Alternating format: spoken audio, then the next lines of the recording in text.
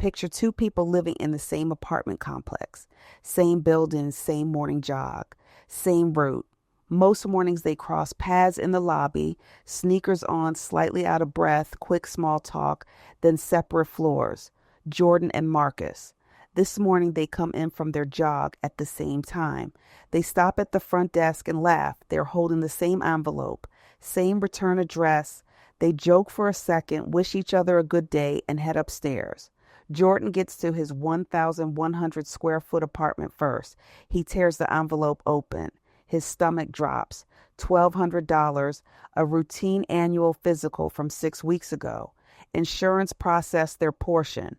This is what is left. He opens his banking app, then his credit card app, then his banking app again.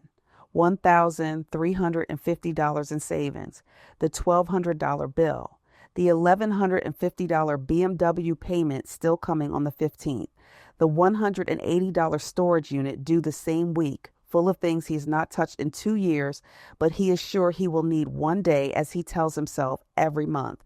That is $2,530 he does not have. Can he split the bill across 3 months without it going to collections? He is staring at his 75-inch television without seeing it, sitting on his $3,200 sectional without feeling it. He makes a smoothie in his Vitamix, sitting next to an air fryer and a panini press he has used exactly once, and cannot stop wondering when his next raise is coming. His $105,000 salary is barely getting him by. 2 floors down, Marcus walks into his 650 square foot apartment, makes a smoothie in the same blender he has owned for 7 years, one of 3 kitchen appliances he actually owns, and takes it to his $220 Facebook Marketplace couch. $1,200, same bill, same number. He looks at it for 4 seconds, opens his high-yield savings account, $20,000, opens his investment account, $214,000 and growing. He puts the envelope down and turns on his 32-inch TV. The morning stays calm. His $58,000 salary is going up to $67,000, and that extra $9,000 is already spoken for. Investments, same building, same bill, same Tuesday. One of them earns $105,000 a year and cannot breathe. The other earns $58,000 and does not break a sweat. Today, I am showing you exactly why people who earn less consistently end up with more, and the 11 principles they swear by. It has nothing to do with deprivation. Principle 1, calculate the true cost of ownership. Everything you own costs you money twice. The first cost is obvious. It is the number on the receipt, the amount that left your account. That is the cost the store shows you, the cost your brain anchors to when you decide whether something is worth it. The second cost is the one almost nobody calculates. And for many things you own, it is larger than the first. That second cost has 4 parts: storage, maintenance, mental energy, and opportunity costs. Most people never calculate any of them. The second cost includes storage. Jordan bought a stationary bike 2 years ago. $600. He used it 4 times before it became the most expensive clothes hanger in his apartment. That bike takes up 10 square feet of his 1,100 square foot apartment. In most American cities, the implicit cost of residential space runs roughly $30 to $50 per square foot annually. That is between $300 and $500 a year in implicit rent he's paying to store something he stopped using in the first month. He's not just paying for the bike, he's paying rent on the bike's apartment every single month. The second cost also includes maintenance. Jordan drives a 2026 BMW 5 Series, $1,150 a month. Beyond that payment, the annual maintenance on a BMW 5 Series runs roughly $2,000 a year. Insurance in 2026 on a vehicle like that runs another $2,600. That is $18,400 a year just to drive to work.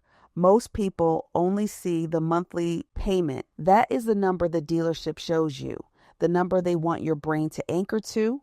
The full annual cost is the number nobody puts in front of you. The second cost also includes mental energy. Every item you own occupies a slice of your attention. It needs to be organized, tracked, worried about, and eventually disposed of. Researchers have found that visual clutter measurably increases cortisol levels and reduces the brain's ability to focus and make decisions. Your stuff is literally stressing you out in ways you cannot consciously perceive. The mental tax of ownership is real, it is constant, and it accumulates with every item you add to your life. The second cost also includes opportunity costs. Every dollar locked up in a possession is a dollar not invested. That $18,400 Jordan pays every year to own and run his BMW, invested instead at 10% average annual returns over 30 years, becomes roughly $3.4 million. He is not just driving a car, he is driving $3.4 million to work every morning. When you add up storage, maintenance, mental energy, and opportunity costs, many things cost more to own than they cost to buy. The receipt only showed you the entry fee. The ongoing costs are the real price. The people who always have money calculated that price a long time ago. Before you buy anything, ask what it will cost you after you bring it home. Principle 2. Buy for use, not price. Most people look at the sticker price. The people who always have money look at something else. Cost per use. Before buying anything, estimate how many times you will realistically use it. Not how many times the best version of yourself would use it. How many times you will actually use it given your real life and your real habits. Divide the total cost by that number. That is the only honest measure of value. Have you ever bought a pair of running shoes on sale because the price felt responsible? $90 marked down from $140 felt like a win, but they hurt your feet every time you wore them, so you stopped after 4 runs? That is $22.50 per use.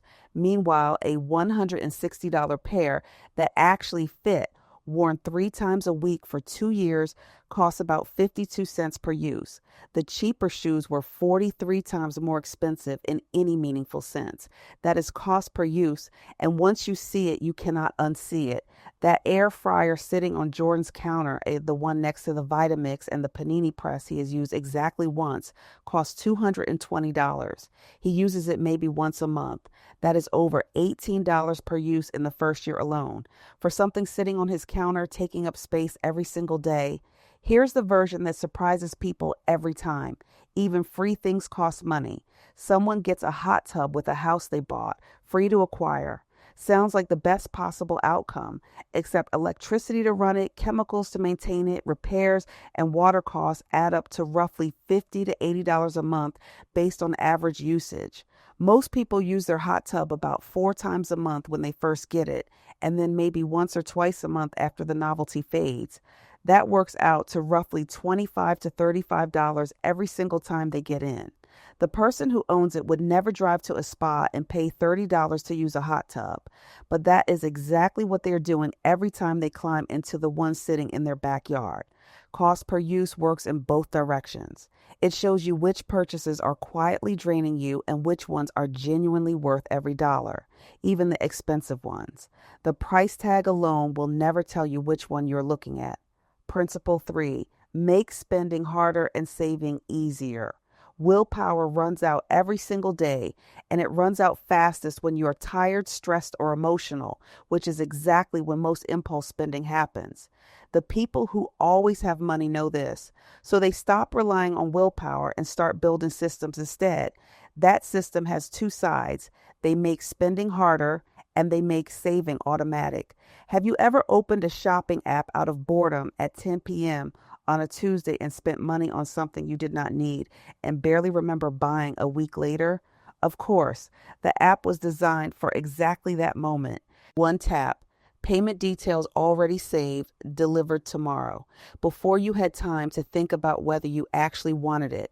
That is not a willpower failure. That is a design failure. The system was built to make spending frictionless, and it worked exactly as intended. So you build a different system. Remove stored credit card numbers from online retailers, delete shopping apps from your phone, unsubscribe from promotional emails, and before any non-essential purchase, wait 48 hours. Here's what those 48 hours actually do. Someone wanted a $400 standing lamp they saw on Instagram. It looked perfect. Instead of buying it immediately, they wrote it down and waited. 2 days later, the desire had completely faded. They realized they already had a lamp that worked fine. They had just seen a nicer one and felt the pull. They still have the $400. That is what the wait is for. Not to punish yourself, to give the impulse time to tell you the truth about itself. The 48-hour rule alone eliminates a huge amount of impulse purchases. That is one side of the system. The other side is understanding why most people fail to save consistently in the first place. It is not that they spend too much, it is that they see the money first. The moment a paycheck lands in your account, your brain registers it as available. Available money gets spent. It does not matter how much you intend to save later. Later never comes because the money has already found somewhere to go. So you remove it before your brain can claim it. Automatic transfer to your investment account on payday, before it touches your checking account, before your brain knows it was ever there. What you never see, you never spend. Savings stop being something you do with what is left over and start being something that happens before you even open your banking app. Marcus does not decide every month whether he can afford to invest. The decision was made once. The system executes it every payday without him. That is why the $214,000 exists, not discipline, design. Principle 4, rent or borrow before buying. Have you ever been so convinced you were going to commit to something that you bought everything you needed to do it properly and then did it seriously for about 3 weeks? The home recording setup that was going to make you a producer, the road bike hanging in the hallway from the cycling phase that lasted one summer, the professional knife set that was going to make you cook restaurant quality meals at home every single night. At some point, the enthusiasm faded, life got in the way, and the equipment quietly joined everything else that is owned but never touched. This is not a discipline problem, it is a sequence problem. The purchase came before the proof. Most people buy first and discover second. They find out whether they actually love something after they have already spent the money to own it fully. The people who always have money reverse that sequence. They find out first, then they buy. Here's what that sequence mistake actually costs. Someone decides they are getting into cycling, entry-level road bike, $800, helmet, shoes, and kit, $300, accessories, $150, total upfront, $1,250 before they have pedaled a single mile in a serious way. 3 months later, the enthusiasm is gone. The bike sits in the hallway for 4 years before they sell it on Facebook Marketplace for $200. Real cost, $1,050 to find out they did not actually like cycling. A $30 monthly rental for those same 3 months would have told them the exact same thing for $90. That is a $960 difference. And that $960 invested at 10% over 10 years becomes roughly $2,500. They did not just lose $960, they paid $960 to skip a lesson that cost $90 to learn. Before committing to ownership, test the need. Want to get serious about cycling? Rent a bike for a month? Want to try home recording? Use free software and a basic microphone before investing in equipment. Want to cook more seriously? Take a class and use the kitchen you already have before spending $800 on Japanese knives. Renting before buying does 2 things. First, it tells you whether the enthusiasm is real or temporary. Most interests fade after the initial exploration, not because you are lazy, but because the fantasy of doing something is almost always more exciting than the reality of doing it consistently. Second, it tells you exactly what you actually need. Most people who commit to a new hobby discover that what they needed was completely different from what they initially bought. Renting lets you learn before committing. When you eventually buy, you buy precisely what the activity actually requires, not what looked right from the outside before you knew anything about it. The people who always have money are not museums of past enthusiasm. They explore without owning. They stay curious without committing prematurely. And when they eventually buy, it is because the proof is already there, not because the excitement is. Principle 5, use the replacement test. Some people who have lived with clutter long enough will tell you something uncomfortable. They would feel relief if it all disappeared. Not sadness, not loss, relief. If you have ever looked around your home and thought, I wish I could just start over, That feeling is telling you something. Here's the question that tells you exactly what. If this disappeared today, just vanished, would I spend money to replace it? Walk through your home, look at each item you own, and ask that question honestly. Would you actually go buy another juicer? Would you replace that exercise bike collecting dust in the spare bedroom? Would you repurchase the clothes you have not worn in over a year? For most items, the honest answer is no. You would not replace them. They exist in your life through inertia, not intention. Impulse purchases, gifts you felt obligated to keep, remnants of past hobbies and phases you have moved beyond. These items have a negative value. They cost you space, mental energy, and maintenance without providing any benefit in return. Every hour spent organizing, cleaning around, or thinking about things you would not replace is an hour taken from something that actually matters to you. The people who always have money do not just avoid buying unnecessary things. They actively remove unnecessary things. They sell what has value, donate what someone else could use, and discard what serves nobody. The result is not deprivation, it is clarity. Rooms feel larger, decisions feel simpler. Cleaning takes half the time. You know where everything is because everything remaining has a purpose. Walk through one room this week and ask the question for every single item in it. What survives belongs. What does not was never really yours to begin with. It was just occupying the space your life actually needs. The replacement test tells you what to remove. The next principle tells you how to stop it from coming back. Principle 6, do not replace what still works. There is a pattern that shows up constantly among people who earn good incomes but have nothing to show for it. They replace perfectly functional things because they are bored with them. The television works perfectly, but the new model has slightly better contrast. The phone operates flawlessly, but the latest release has a marginally improved camera. The car runs reliably, but the new model year has updated styling. These upgrades feel like progress. What they actually are is wealth destruction disguised as an upgrade cycle.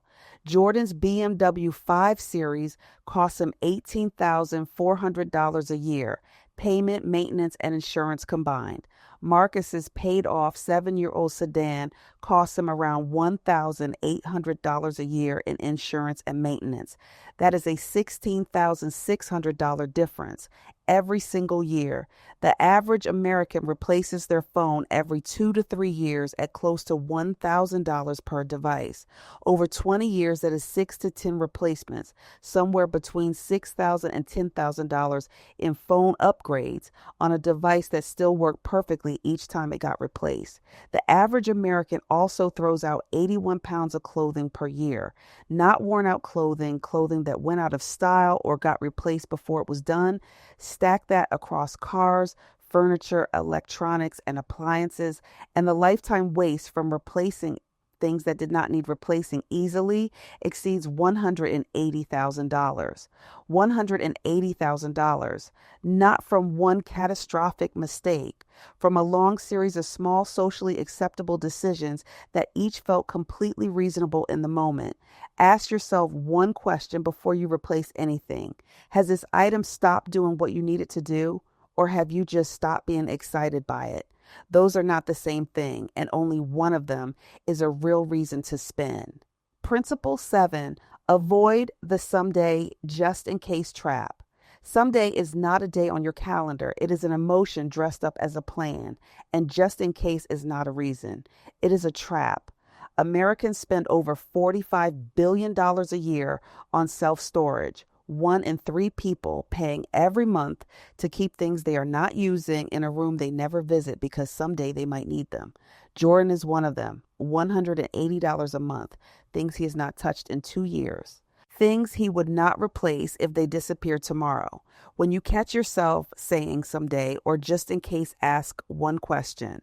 Does this item have a real role in my current life? Not the life you are planning to live eventually, your current life right now. If the answer is no, it is not an asset. It is a monthly expense with a sentimental justification. Sell what has value. Donate what someone else could use. Discard what serves nobody. And take whatever you make from selling it and put it somewhere it can actually work for you. Principle 8, audit your possessions regularly. Jordan counted his clothing once, not because he wanted to, because something made him curious after watching his laundry pile grow for the third week in a row.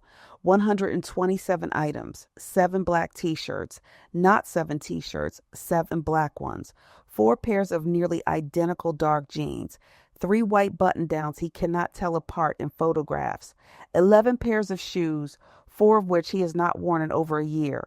He had no idea. Every individual purchase had felt completely reasonable in the moment. One here, a 3-pack on sale, another when the old ones felt worn. None of it felt like accumulation. All of it added up to 127 items he could not fully account for. Marcus owns 34 pieces of clothing. Every single one gets worn. That gap, 127 versus 34, is not just about style or minimalism. It is about money. Every item Jordan owns that he does not wear is money that left his account and stopped working. Every item he keeps paying to store, organize, and clean around is time and mental energy that Marcus is spending on something else entirely. The people who always have money audit their possessions the way other people audit their finances, not in one massive annual clear out that feels overwhelming and gets postponed, in small, consistent reviews that catch accumulation before it rebuilds. A monthly evaluation of one category, a quarterly check of overall totals, small and consistent beats, massive and occasional every single time. Have you ever counted how many items you own in one category? The average American owns between 75 and 100 pieces of clothing alone before shoes, accessories, or anything in the laundry. Most people guess low and discover they own significantly more than they thought. Once you know the number, buying one more feels different. You're not adding a shirt. You're bringing your collection to 95. The number alone changes how the decision feels. Pick one category this week: clothing, kitchen gadgets, shoes, or electronics. Count everything in it. Set a maximum based on what you actually use. Anything beyond that number goes through the replacement test. What you do not track will quietly multiply. Principle 9, define enough. Here is the trap that catches high earners constantly, and it is a trap that explains more than anything else why Jordan earns $105,000 and has $1,350 in savings. He never defined enough. A 2025 Goldman Sachs survey found that 40% of Americans earning $300,000 or more still live paycheck to paycheck. That is higher than the 25% earning between $100,000 and $200,000 who say the same. The people earning 3 times as much are more financially fragile than the people earning less. Goldman Sachs called it lifestyle creep, luxuries quietly becoming necessities until the salary is never enough. More money, same feeling. The goalpost moves every time they get close to it. When people hear define enough, the immediate reaction is, but I worked hard for this. I deserve better as I earn more. And that reaction is completely understandable. Nobody is saying you do not deserve better. The question is what better actually means. Does better mean a bigger television, or does it mean the freedom to walk away from a job that is making you miserable? Does it mean a newer car, or does it mean never doing mental math over a $1,200 medical bill? Those are both versions of better. They just cost completely different amounts. And here's what people consistently get wrong about defining enough. They think it means giving up things that make them happy. It does not. It means giving up things that were never making them happy anyway. The house that is twice the size because the raise made it feel achievable, even though the extra rooms sit empty and the bigger mortgage consumed every dollar the raise was supposed to free. You are not sacrificing pleasure. You are sacrificing the performance of pleasure. Those are completely different things. Marcus defined enough before his income grew. He decided what kind of apartment was sufficient, what size television he actually needed, what his kitchen genuinely required. He drew a line and held it. When the news came that his salary was going from $58,000 to $67,000, the line did not move. That extra $9,000 went directly into investments. His life did not need anything more. It already had everything it actually required. He defined enough at $40,000 of annual spending on $58,000 of income. That $18,000 gap is where the $214,000 came from. Jordan earns $105,000 and has never defined enough. His lifestyle expanded to claim every dollar. The gap between them has nothing to do with income. It has everything to do with that line. Write down what enough looks like for you. What kind of home is sufficient? What transportation actually meets your needs? Refer to it every time a raise arrives. Without enough, there is no finish line. And without a finish line, more money will never feel like more freedom. Principle 10, measure wealth by optionality, not accumulation. Jordan's apartment looks like wealth, the 75-inch screen, the leather sectional, the full kitchen. But looking like wealth and having wealth are two completely different things. And the difference between them is what you can choose. Can you leave a job that is damaging your mental health? Can you handle a $1,200 bill without your morning falling apart? Can you take 3 months off for a family emergency? Can you start something without a guaranteed income behind it? Can you say no to an opportunity that pays well but costs you something more important? That is optionality. And optionality is only available to people who have built a real gap between what they earn and what their life costs to run. Jordan earns $105,000 and has almost no optionality. He cannot take a pay cut. He cannot absorb a disruption. He cannot say no. His lifestyle has made him a prisoner of his own income. Every morning he wakes up and has to go to work, not because he wants to, but because the sectional and the Vitamix and the storage unit and the BMW require it. The stuff is running his life.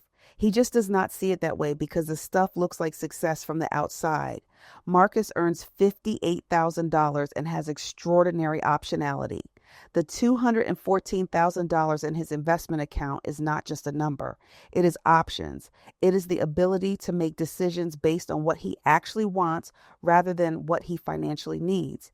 He can absorb disruptions. He can take risks. He can say no to things that do not serve him and yes to things that do, because the margin exists and the margin is real. Every purchase is a trade. You are not just exchanging money for an object. You are trading optionality for possession. The people who always have money ask one question before every purchase. Is this worth reducing my ability to make free choices about my life?